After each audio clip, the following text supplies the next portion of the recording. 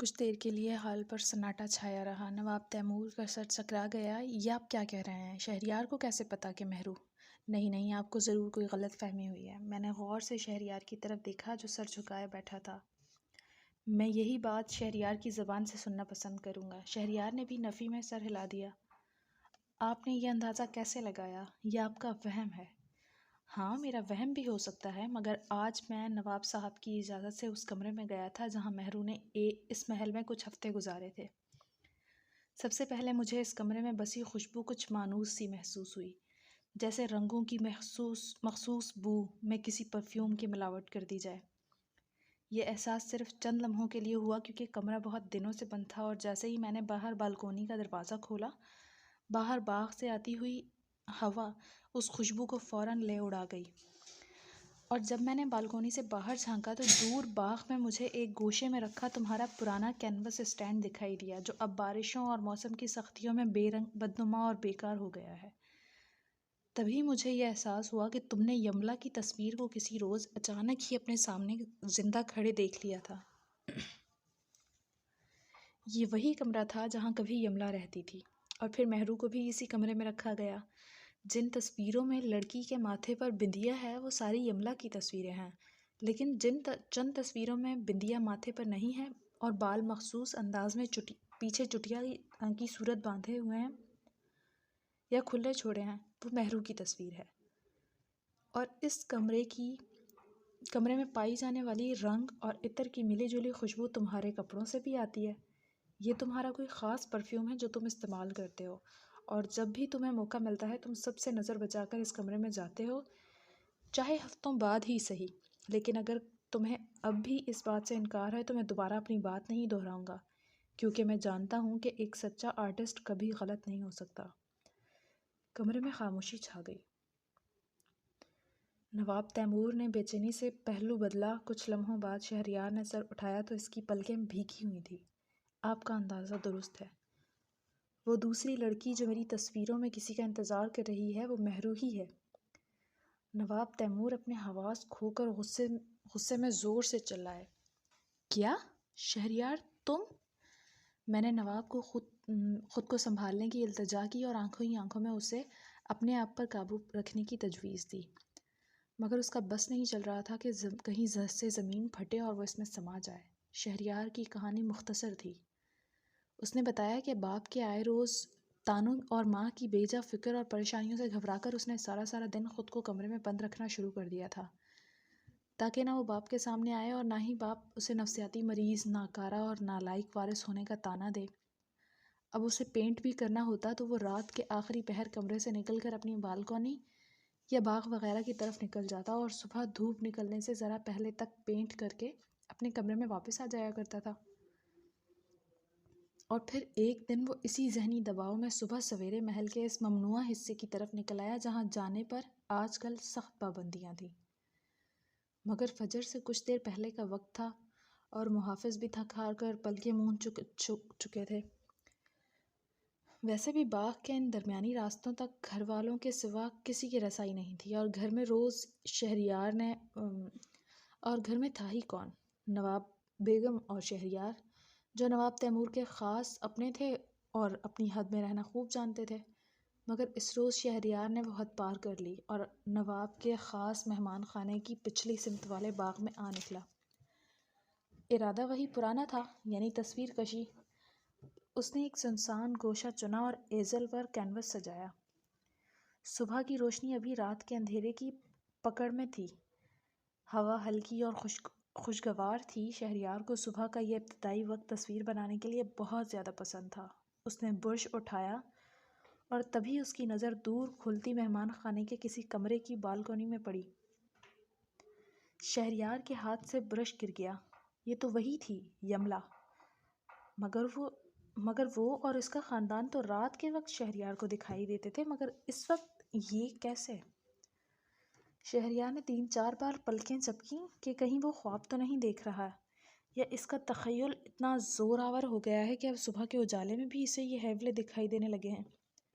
لیکن نہیں، یہ کوئی واہمہ تو نہیں تھا۔ اس لڑکی کی اداس نظریں کسی کو ڈھونڈتے ڈھونڈتے اچانک شہریار پر پڑتی ہیں تو وہ گھبرا کر گھونگھٹ نکال کر فوراً اندر کمرے کی طرف لپک پڑتی ہے، اور تبھی شہریار کو بھی ہوش آتا ہے کہ یہ تو کوئی جیتی جاگتی لڑکی تھی جو اسے دیکھ کر گھبرا کر اندر بھاگ گئی۔ شہریار اسے دیکھ کر بے چین ہو جاتا ہے، اور پھر اگلے روز وہ دانستہ اسی وقت اسی جگہ پر اس انجان لڑکی کے انتظار میں کھڑا ہوتا ہے، اور پھر یہ انتظار اس کا معمول بن جاتا ہے۔ پہلے پہل وہ لڑکی اس کے ڈر سے باہر نہیں آتی، مگر پھر اس کی مجبوری بھی شہریار سے اشاروں کنایوں میں مدد مانگنے پر اسے آمادہ کر ہی دیتی ہے۔ وہ شہریار کے لیے ایک کاغذ پر مختصر سا پیغام لکھ کر نیچے پھینکتی ہے کہ وہ یہاں قید ہے، اور شہریار سے منت کرتی ہے کہ وہ یہاں سے نکلنے میں اس کی مدد کرے۔ محل کے محافظ اور دیگر نوکر شہریار کی راتوں میں بٹر گشت اور دیوانوں کی طرح ادھر ادھر بھٹکنے کی عادت سے تو پہلے ہی واقف تھے، لہٰذا کسی کو شک بھی نہیں ہوا کہ شہزادہ شہریار یوں آدھی رات کو اچانک بنا بتائے کس گوشے کی طرف نکل جاتا ہے۔ دھیرے دھیرے وہ لڑکی شہریار کے دل میں گھر کر جاتی، مگر وہ تو کسی اور کے انتظار میں پلکیں بچھائے بیٹھی تھی، اور وہ اس بیچاری کو تو یہ بھی پتہ نہیں تھا کہ وہ جس ظالم کی قید میں ہے وہ کوئی اور نہیں، خود شہریار کا باپ ہے۔ شہریار جانتا تھا کہ اس محل کی سنگین پہرے داری میں مہرو کو نکالنا تقریباً ناممکن ہے، مگر وہ مہرو سے وعدہ کر چکا تھا کہ اسے اس کی محبت سے ملوانے کے لیے جو ممکن ہو وہ کر گزرے گا۔ شہریار بالکنی میں ڈالنے کے لیے رسی کا انتظام تو پہلے ہی کر چکا تھا، مگر یہ کمند ڈال کر وہ اس قید شہزادی کو چھڑا بھی لے جائے گا تو لے کر جائے گا کہاں؟ تبھی اسے پتہ چلتا ہے کہ اس کا باپ چند روز کے لیے شہر سے باہر جا رہا ہے۔ شہریار اسی دن کے انتظار میں رکا ہوا تھا، اور پھر اگلے روز فجر کی اذانوں سے پہلے محل کے پچھلے حصے میں اسٹاف کوارٹرز میں ایک کوارٹر کے دروازے پر 3-4 بار ہلکے انداز میں مگر عجلت سے اور گھبراہٹ میں کسی نے دستک دی۔ گھر کے مکین نے پریشانی میں دروازہ کھولا تو باہر اپنے شاگرد شہریار کو کسی گھبرائی ہوئی لڑکی کے ساتھ کھڑے دیکھ کر خود استاد اکبر کے ہوش اڑ گئے۔ شہریار نے بنا کچھ کہے تیزی سے مہرو کو گھر کے صحن میں دھکیلا، اور خود اندر آ کر اپنے اتالیق کو ساری بات الف سے یہ تک سنا دی۔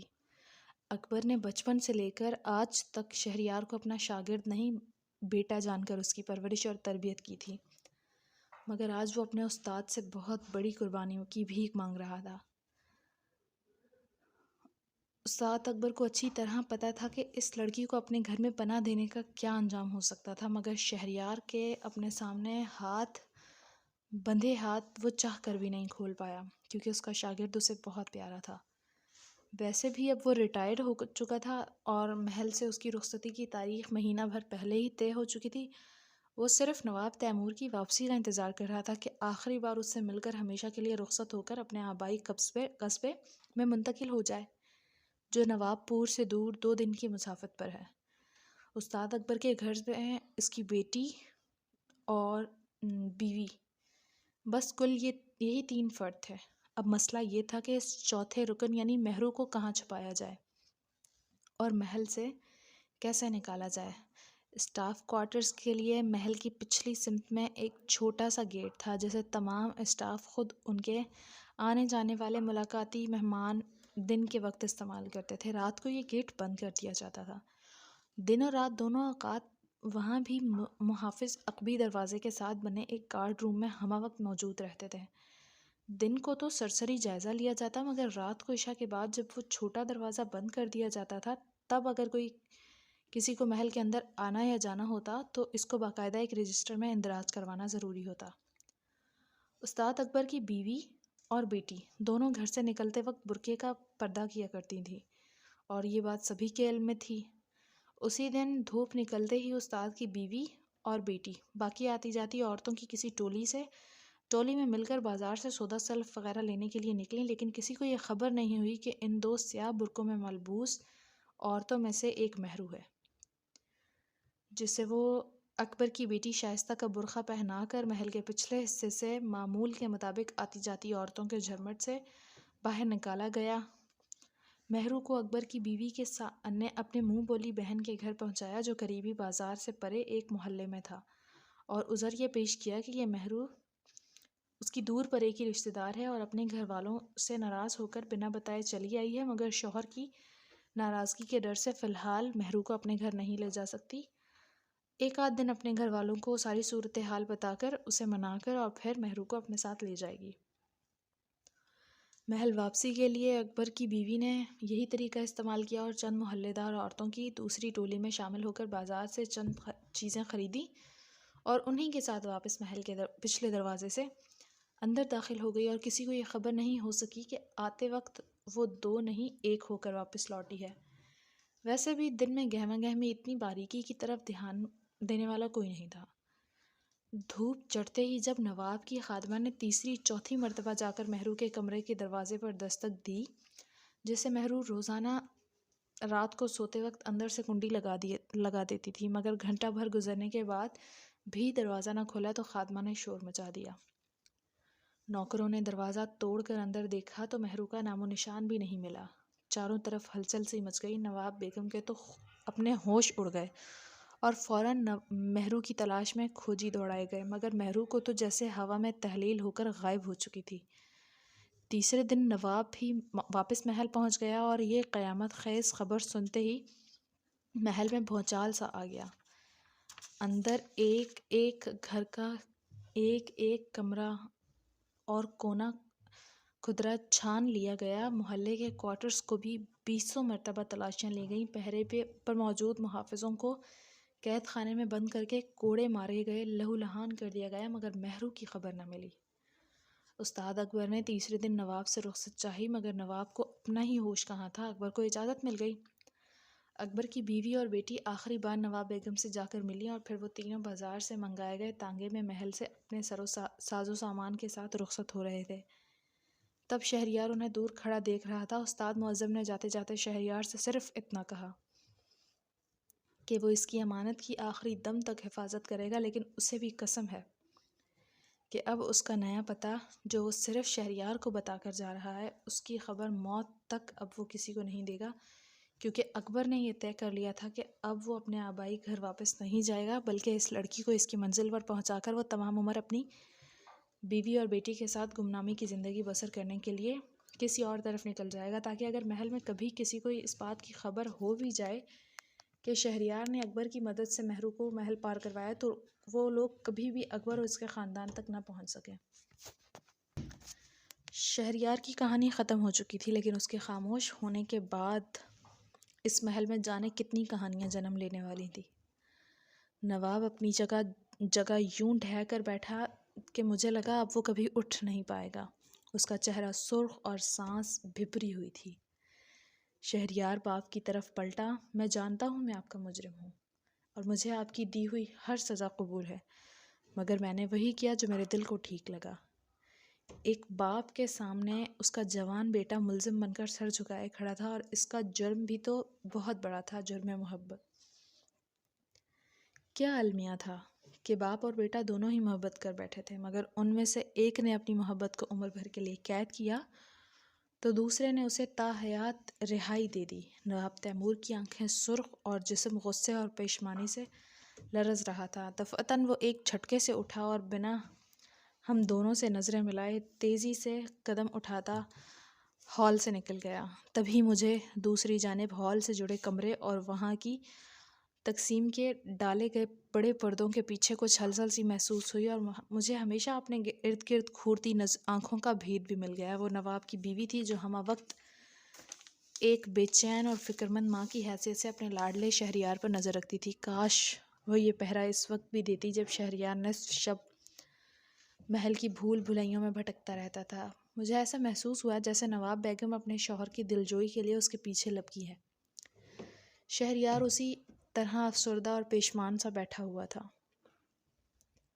میں نے آپ سے کہا تھا نا، میں کبھی ایک اچھا بیٹا ثابت نہیں ہو سکوں گا۔ میں نے ایک بار پھر ان کا دل دکھایا ہے، جانے اب وہ کبھی مجھے معاف کر بھی پائیں گے یا نہیں۔ تمہاری جگہ اگر کوئی اور ہوتا تو وہ بھی یہی کرتا، مگر تم نے جسے اس محل کی قید سے رہائی دلوائی تھی وہ واپس اپنی جھونپڑی تک نہیں پہنچ پائی۔ میں اس مہرو کی تلاش میں یہاں تک آیا تھا۔ شہریار پریشانی سے کھڑا ہو گیا۔ کیا؟ یہ کیا کہہ رہے ہیں آپ؟ مہرو اپنے گھر تک نہیں پہنچی تو پھر کہاں گئی؟ استاد معظم نے تو مجھ سے یہی وعدہ کیا تھا کہ وہ یہاں سے جاتے ہی سب سے پہلے مہرو کو اس کے ٹھکانے تک پہنچائیں گے۔ میں نے شہریار کو مہرو کے گھر سے لے کر اپنے یہاں آنے کی ساری روادات سنا دی۔ شہریار سر پکڑ کر بیٹھ گیا۔ تو پھر وہ لوگ گئے کہاں؟ مجھے میرے استاد نے جو پتہ لکھوایا تھا وہ وہاں بھی نہیں ہے۔ میں نے کئی بار اپنے طور پر معلوم کروایا ہے، خط لکھے ہیں، تار بھیجے ہیں، تحفے تحائف دینے کے بہانے یہاں سے قاصد بھی روانہ کیے ہیں، مگر ہر بار وہاں سے یہی جواب آتا ہے کہ اس پتے پر اب وہاں کوئی نہیں رہتا۔ یا خدایا، وہ لوگ چلے کہاں گئے؟ کہیں کوئی حادثہ تو نہیں ہو گیا؟ میں نے گہری سانس لی۔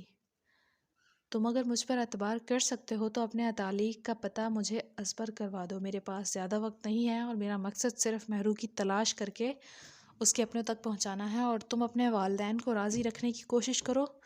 دنیا میں صرف اولاد سے نہیں، کبھی کبھار والدین سے بھی غلطیاں ہو جاتی ہیں۔ اولاد کا حسن سلوک انہیں راہ راست پر لا سکتا ہے۔ اس وقت ان دونوں کو تمہاری بہت ضرورت ہے۔ شہریار نے ایک کاپی پینسل منگوائی اور اس پر کچھ لکھ کر خاموشی سے میری جیب میں ڈال دیا۔ ایک بات کا دھیان رکھیے گا، کوئی آپ کا پیچھا کرتے ہوئے استاد معظم تک نہ پہنچ جائے۔ اگر انہیں کچھ ہوا تو میں خود کو یہاں مار ڈالوں گا۔ اسی وقت ایک نوکر ہڑبڑایا ہوا سا اندر آیا۔ وہ جناب، آپ کے کمرے میں جو مہمان ٹھہرا ہوا ہے اس کی حالت کچھ ٹھیک نہیں ہے۔ محل کے ڈاکٹر صاحب کو بلوایا ہے مینیجر صاحب نے، وہ بھی آپ کو بلا رہے ہیں۔ میں اور شہریار تیزی سے باہر لپکے۔